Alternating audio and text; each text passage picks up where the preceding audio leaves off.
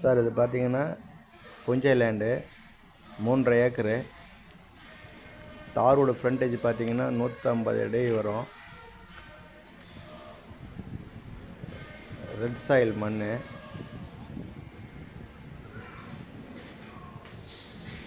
மூன்றரை ஏக்கரு.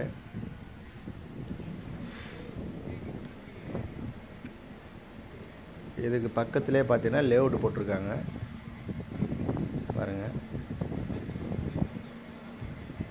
தார் ரோடு